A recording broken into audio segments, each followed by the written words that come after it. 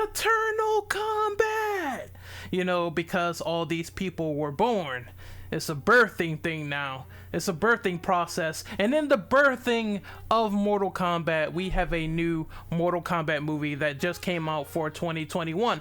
My name is Renegade Operative, and I want to get into what I think of the new Mortal Kombat film. Once again, if you happen to like this video, please like, share, and subscribe. It will help me out a load. And tell me what you think in the comment section below about the Mortal Kombat movie. Now, I want to set up a basic plot synopsis here of the Mortal Kombat movie. If you know the routine lore, then you know what's going down here. Every realm in this universe believes in a sacrilege of fighting, and that sacrilege is the Mortal Kombat tournament, whether it's to defend or invade a realm. Outworld is slowly approaching their 10th Mortal Kombat victory in a tournament. Once they attain that tournament, they are able to invade any realm they see fit, and the realm they have in mind is Earthrealm, the forces of light.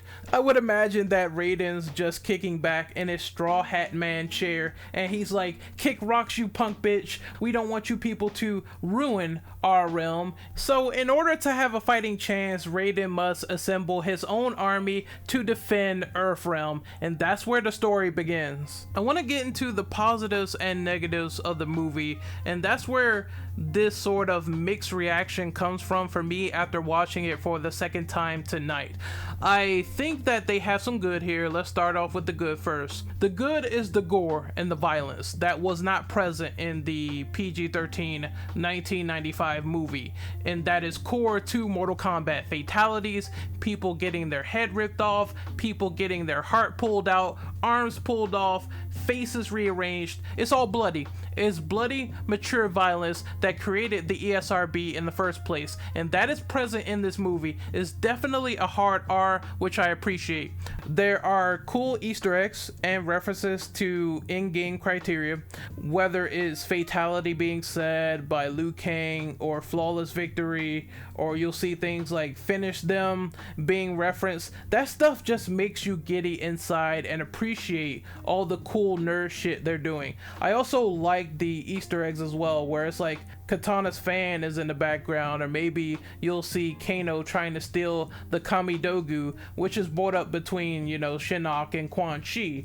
And it's stuff like that where it's like cool, like that little nod right there. I really appreciate that. Eddie Tobias, Ed Boon, John Tobias, it's just all fan service, right? And I really do enjoy that as well. That's a really good aspect. If you're really into seeing the lore externally, then you're gonna love that, definitely. One thing I also like is some of the characterization. I want to save characterization for later, but you're going to like people like Kano and Jax, and you're gonna like all the moves and what they do and how they operate. I might get disagreed with here, just hear me out, but the plot motivator to move the story along and not focus on like 10 to 20 hours of origin stories, you just get right into the action and you find out what each character does. I thought that was well done in this movie for the first and second acts. I like that. I like seeing just Kung Lao pop out of nowhere with a teleport and he's ready to fight. You don't need all this backstory on how he's like this descendant of the great Kung Lao. He just says it and there you go. That's the setup. And sometimes these characters, I understand, like for a fighting game movie, you have a lot of people to deal with. There's a lot of origin stories. You can't tell them all in like a 2-hour runtime at all. It's just impossible. They establish each person one by one the best they could in the span of, I want to say, 5 to 10 minutes. Sometimes that's all we need. I appreciate origin stories. I appreciate backstories. I appreciate fleshing out. At the same time, you do have a lot with the Mortal Kombat lore, and you have a lot to tell in an expedient amount of time. And what they did here was honestly impressive. Even if you didn't like some of the plot liberties between these characters, which I certainly am mixed on, you have to commend commend them for at least crunching down like hours and hours and hours of backstory into one feature-length movie. The thematics of this movie are also fine. A character can go from an extremely sad and melancholy moment of their family being frozen in ice to a completely ridiculous statement of saying, "I've done 4 tours, motherfucker, let's fight with the ice ninja." That stuff is present in the movie, and I think you're going to enjoy the ups and downs. It's not Shakespearean, it's not Citizen Kane, it's not anything that's super well written. You gotta think of it as dumb slog, dumb popcorn fun, and then maybe you'll get a better experience out of the positives. I know for me, that definitely paid off with the thematics as well. Despite praising all those elements, I'm going to get into the negatives. And I think the problem with the story itself is the fact that it's not structured well, and they sort of lead it into a lie. And that lie is the fact that there's no tournament in this movie, therefore the structure is I have to receive my power in order to defeat the forces of evil. That's it. It's a cookie cutter premise that's been told 8,000 times already, and I think you enjoy Mortal Kombat best when there's actual structure to the fighting, actual consequences, and actual stakes. In this movie, I felt like the stakes were diminished and made no sense when you really think about it, and how the rules of the lore is tailored. Mortal Kombat is always based around rules. And these rules in this movie and these liberties taken, they break these rules 5 fucking times over. I'm talking about like to an extreme degree. For the lore enthusiasts out there, this is gonna lead to some fucking plot holes. Like, okay, one of the rules of Mortal Kombat that has been paramount is that the defending Realms fighters cannot be attacked by the opposing Realms fighters until the tournament actually begins. The tournament doesn't begin in this movie. That means that Shang Tsung broke the rules of Mortal Kombat. That means that Shang Tsung should be completely roasted on a fucking spit by the Elder Gods, and that did not happen. Shang Tsung also killed Kung Lao. He killed one of the opposing fighters and went against the rules. That makes no sense at all. Some of the liberties taken is gonna piss people off who really love the lore. There's also other plot holes, like somehow Scorpion's family, they died from being iced, yet Cole Young's family, they survived being encased in ice at the end of the movie, and they're completely just fine. I don't get it. What is... I don't understand any of that at all. I get why some of this stuff happened, because they wanted to hurry the fucking pace along, and I can understand that. At the same time, I love it, yet I also hate it when really critically thinking about it, because to me, it personally doesn't make any sense. Like, Kano's eye is basically a laser beam now from the Arcana, and the Arcana is the inner power from the marking of the dragon put on a character. That was totally new. That was something that was not introduced in the games at all. Fair enough. They want to give people this chance to unlock and discover their true powers. It doesn't make sense when Sonya throws like a bottle at Kano's eye, like alcohol or something, and it affects his eye to the point where it doesn't work anymore, yet it's not cybernetic now, it's organic. How does that work? How does the electricity still come out of his eye, and his eye is obviously infected? I'm just looking way too much into this shit right now. Several things like this I feel like the hardcore Mortal Kombat fans are going to question, and with Arcana, maybe it should have been a little bit more simpler. Keep it simple, stupid. Maybe these characters should have had their powers from the get-go, or maybe they should have alluded to it a little bit better than normal. It seems like Kano might get the cybernetic eye due to the scratch on his face and the fact that he obviously got gnomed in the head and he dies. Yet no one really dies in Mortal Kombat. I know people were saying that's a negative to them. No one really dies. I have a feeling that 90% of these dead characters, they might return for the sequel anyway, and if they don't, that will be a wasted opportunity. Kano steals the show no matter what, and if they kill him off, that will be severely disappointing if they're trying to set up Johnny Cage as well, and he's also the super funny guy that this movie could have needed. It could have needed more dynamics than just just Kano stealing the show every 5 minutes, and he was the best character in this movie. A lot of fans are going to like him. I just feel like it's Kano and the gang, Kano, El Senior Kano, working together with the Loiter Squad. I don't know, but you're going to feel like Kano just sort of outshined everyone. I feel like in the fights, the characters, they did get their character specific moments. Yeah, it's few and far between, really, in my opinion, if you ask me. The other thing I'll say, this was like a negative in my notes, but this might turn into a positive. The last act is completely fucking batshit bonkers insane.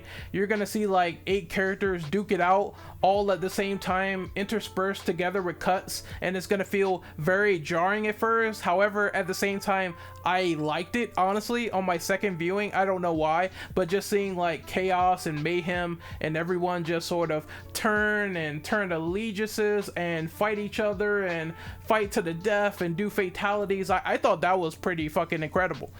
To turn that back to a negative, I will say some of the fight choreography is kind of weird. Now, granted, even the 95 movie, they had jump cuts.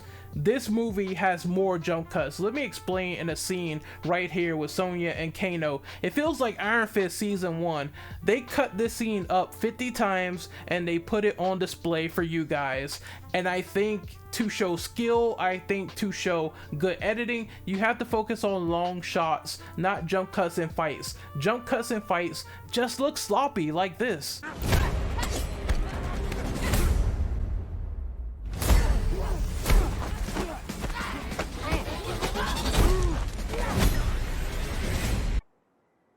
What the hell was that? I am the immortal Iron Fist, weapon of Kung Lung, weapon of Sony Vegas, because holy shit, that was terrible. There are some fight scenes that are adequate, like some towards the end, and especially the beginning with Scorpion fighting the Lin Kuei warriors. At the same time, there's also some fights like Scorpion and Sub-Zero fighting in the beginning where it's all cut to shit. And I heard from Louis Tan himself, he said that there's fights cut from this movie, and I don't really understand the interference there. There's definitely some past interference going on with some of the fight sequences, and some of them were left on the cutting room floor. However, they did say they want to set some of those up for a sequel, so who knows, maybe they could do something with those. Just now, I think the first time director Simon McQuoid, he needs to learn how to edit these scenes properly, focus on long shots, etc. I'm not going to completely shit on the guy because I know how hard things can be for a first time director. I know how hard things can be if you're experiencing anything for the first time. He seems to have a decent grip on cinematography, because that scene where Liu Kang is walking in the vista with the rising sun is beautiful. It's such a beautiful cinematic shot. Just the fight sequences, they leave more to be desired and they leave room for improvement, and hopefully that improvement can happen with the sequel. Let's finally talk about the penultimate segment in this video, and let's talk about characters. Let's break the ice, no pun intended, because Sub-Zero is the main antagonist in this movie. I'm gonna break this up into 2 segments. The first one being talk about Cole Young, and the second being some quick rapid fire talk about all the other characters in this movie. Let's talk about Cole Young first. Cole Young is the original protagonist created for this movie. He is a down and out MMA cage fighter, and he has a family he wants to protect, and he wants to prove himself. I think that Cole Young is kind of forgettable in this movie, to be honest. I'm not gonna lie. When people say he's boring, I can totally see it. Nothing he does really stands out. He feels like the Ethan Winters of Mortal Kombat 2021. He feels like the audience surrogate, and that's the point. Like, he's supposed to react to what's going on, fighting all these crazy fucking wizards and ninjas and all this shit. He's the audience surrogate, and I understand why they did this.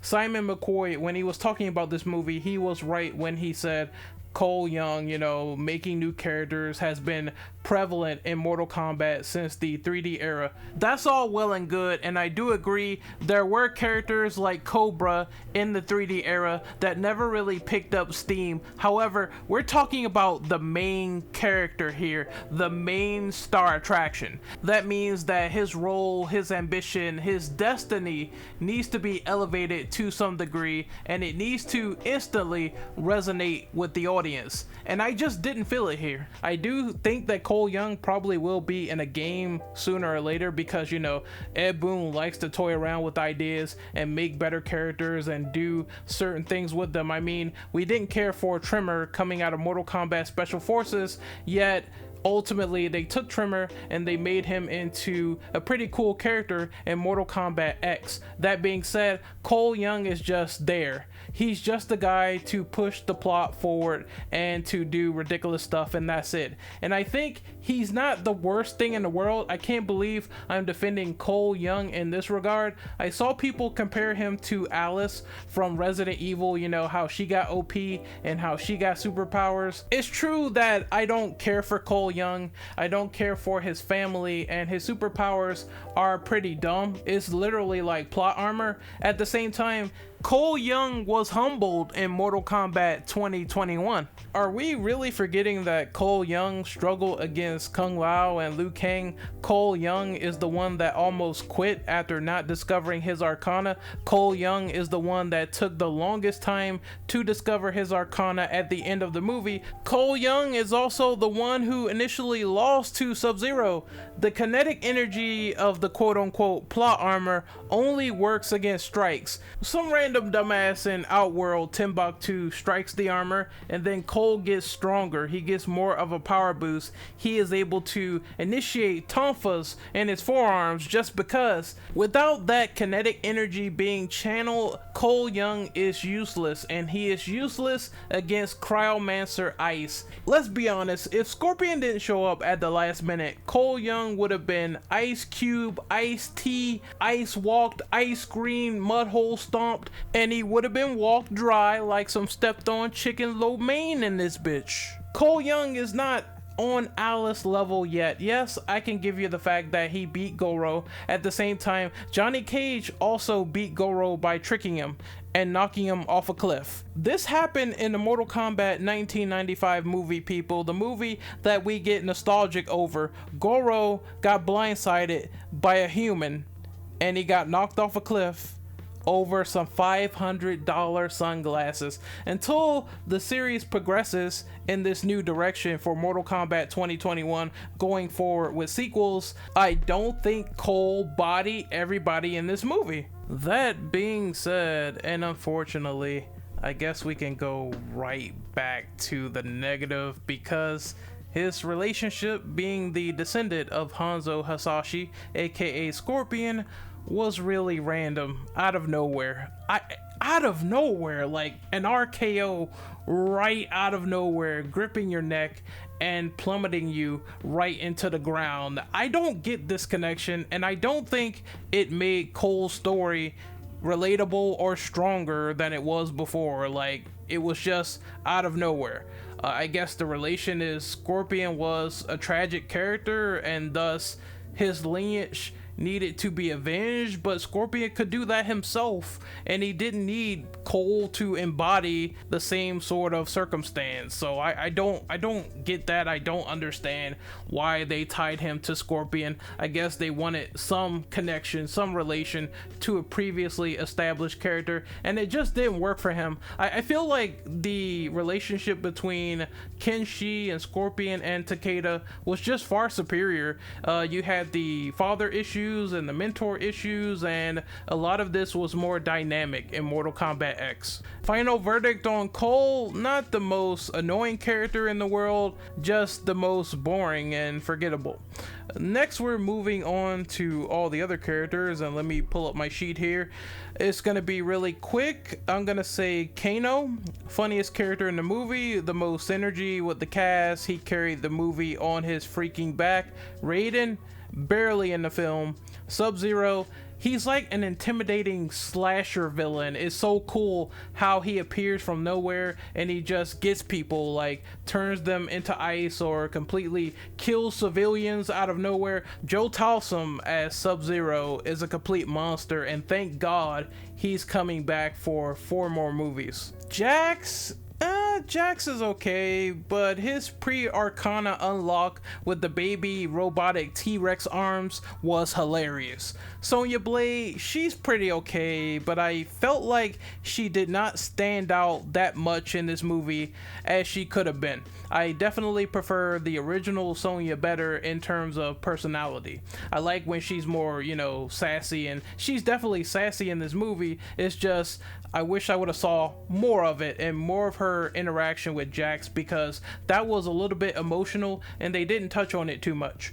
Scorpion, outside of one badass fight sequence in the beginning, he's barely in the movie, unfortunately. His actor is great though. I think his name is Hiroyuki Sanada. Give that man a gold star. Cabal was absolutely superb, even though his helmet looked like he just came out of a Fallout 3 auction. I really did like his role. I liked that he was cursing people out and doing all this weird shit and running around being a speedster.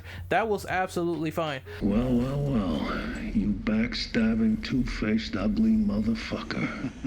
Reiko was a trash jobber. Got his head completely clapped in like the first 10 minutes of him appearing. He's trash, he sucks, his look sucked. I didn't like Reiko at all.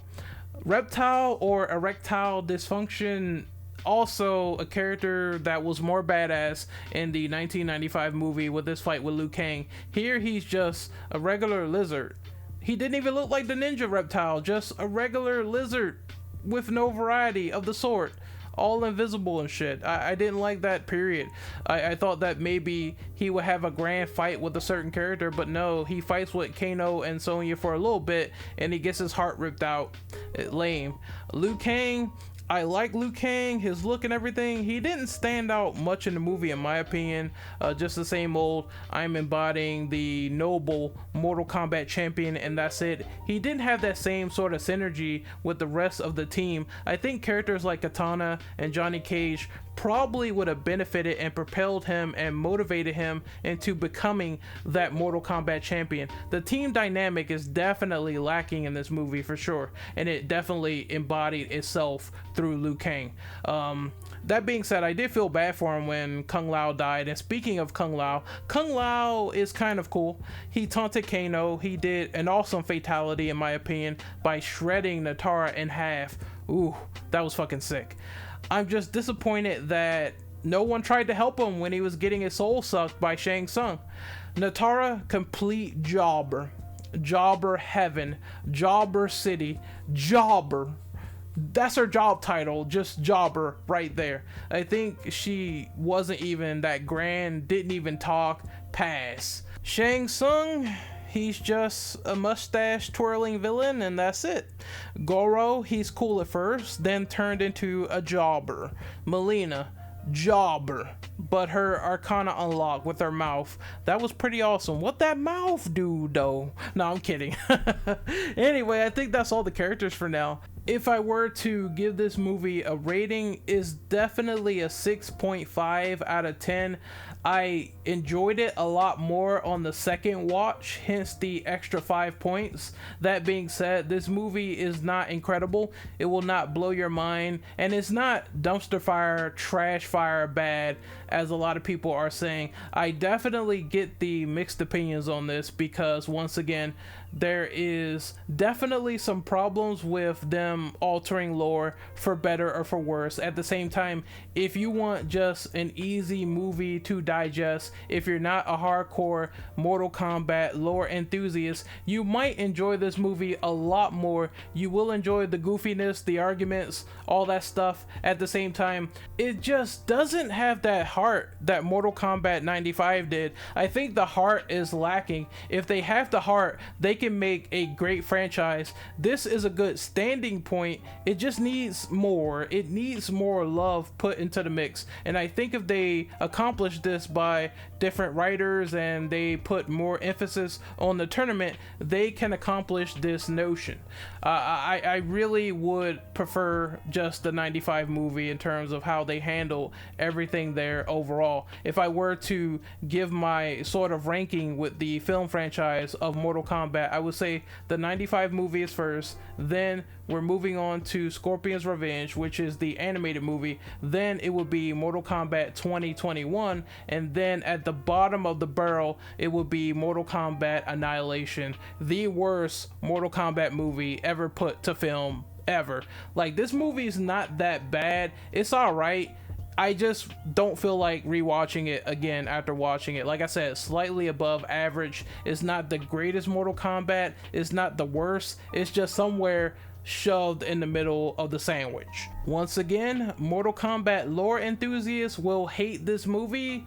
At the same time, if you are casual and you're looking for a good time, this movie will probably be loved the more by you. If you're looking for just a fighting game movie to put on in the background, you might love it just a bit more and your score might go up. Anyway, this is Renegade Operative signing out. Hopefully you guys once again enjoyed my review, and I will see you guys next time. Again, like, share, subscribe, talk in the comments. Let me know how you feel about this movie in particular, and I will see you guys soon. Later. Take care and be safe.